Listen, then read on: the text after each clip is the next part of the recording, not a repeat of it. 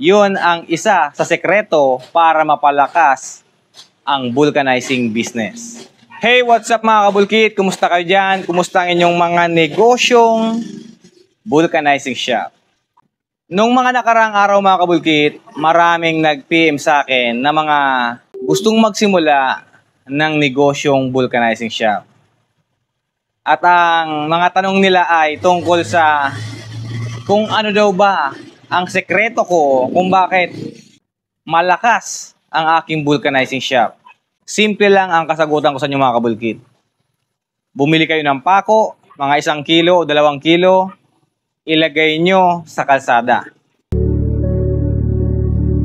Yun ang isa sa sekreto para mapalakas ang vulcanizing business. Joke lang mga kabulkit. Huwag kayo masyadong seryoso. Pero ito talaga, itong i-share ko, simple lang.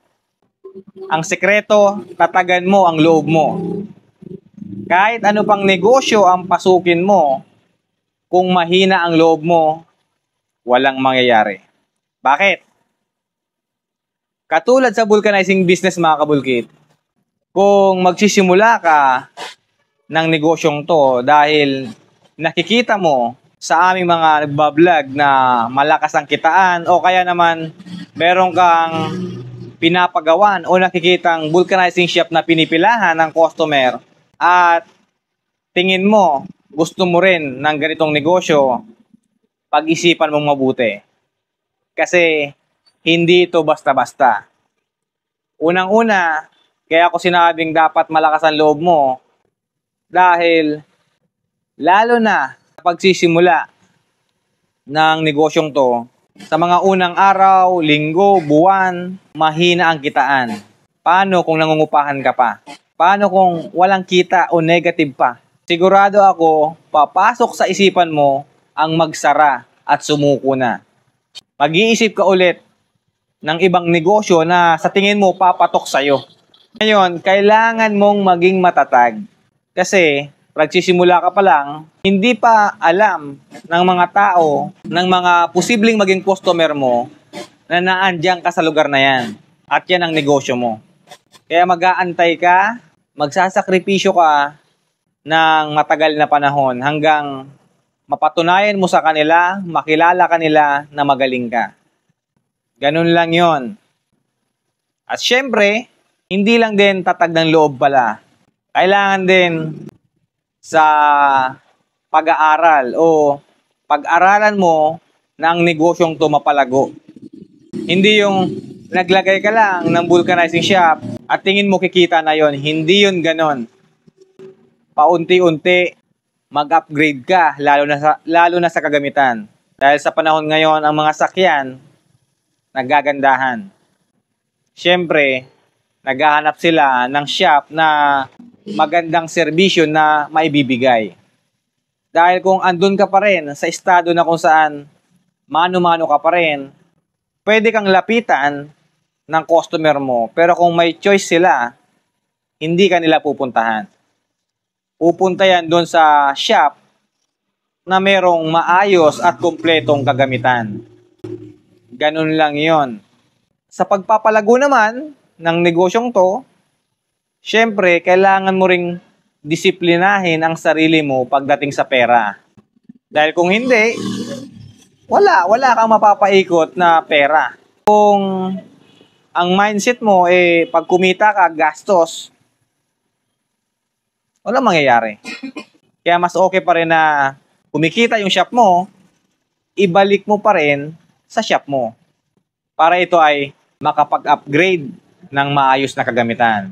Kaya ka nag-upgrade kasi nga para doon sa mga customer mo na mas mapabilis, mapagaan, at syempre maiwasan ang posibleng disgrasya sa mga gagawin mo. O basta yun mga kabulkit, hindi man kumpleto tong binibigay ko sa inyong sekreto para mapalago ang ganitong negosyo, kahit pa paano may maiambag ako. At sana yung mga veterano dyan at mas successful sa akin, mag-comment naman ng kanilang sekreto tungkol sa negosyong to kung paano to mapalago. O, yun mga kabulkit ha. At syempre, andito na naman tayo, kung napapansin nyo, marami na naman tayong mga vulcanizing tools at equipment dito na in-order ng ating mga kabulkit. At iisa-isahin kong i-shoutout ito. Pasensyahan nyo na kung ang boses ko ganito at medyo matamlay ako. Masakit talaga ang ulo ko at inaantok ako. Lang ko na, shoutout Constantino C. Aidaba Daport ng Tabugok, Pandan, Catanduanes. Kabulkit, andito na yung panikwat na in-order mo. Malaki at maliit, pang truck at pang motor. Shoutout din sa'yo, Arnold B. Fuego ng Salukon, Panitan, Capiz. Kapatid, ito naman yung hose na in-order mo. 1/2 diameter, 20 meters, merong fittings kabilaan at quick release connector. Shoutout din sa'yo, Willard Tena ng Lucky Heaven Beach Resort, Poblasyon, Morong, Bataan. Panikwat ang order mo kapatid. Eto na, andito na sa lamesa ko. Shoutout din Linmar Postigo ng Exodus Street, BF Maritime Village, Manuyo 2, Las Piñas City. Ang order mo kapatid ay itong hose. Shoutout din sa iyo Jaime Andig ng Purok 1, Poblasyon, Barobo, Surigao del Sur. Kapatid, ito yung order mo na vulcanizing tube gum. Ito yon. Kapag ito hindi makaluto o hindi dumidikit sa interior mo, i-PM mo lang ako at ibabalik ko yung binayad mo. Ito na. Pero ito, sinisigurado ko, bagong gawa to sa factory. Andito rin yung connector para sa compressor mo. Dahil sabi mo hindi mo magamit yung in-order mo sa aking 1-inch impact wrench. Ito yung 1/2 na ball valve at ito naman yung connector niya na 1/4 male at 1/2 female. Yan, i-connect mo lang to kapatid. Shout out sa iyo Mario G. Vasquez ng Block 15, Lot 9, St. Joseph Winfield, Barangay Gulod, Cabuyao City, Laguna. Kabulkit, ito yung order mo na 1-inch impact wrench, 3,800 Newton meter. Ito yung hose. At andun pa sa warehouse namin yung stand mo. Kulay pula yun. At ito rin, yung order mo na 1/2 impact wrench, double hammer, 850 Newton meter. Swak na swak ang lakas nito.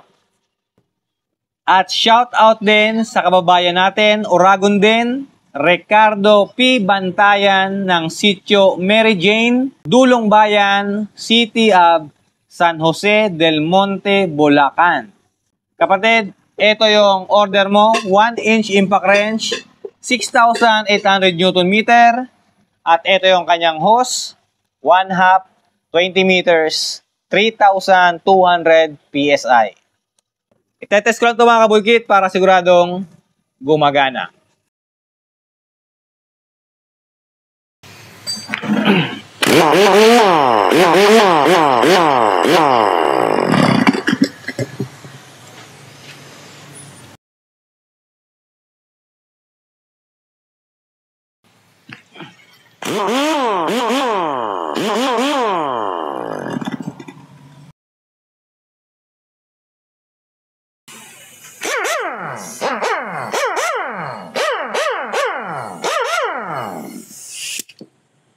Ayan mga kabulkit ha. Muli, maraming salamat sa mga umorder nitong aming vulcanizing tools and equipment.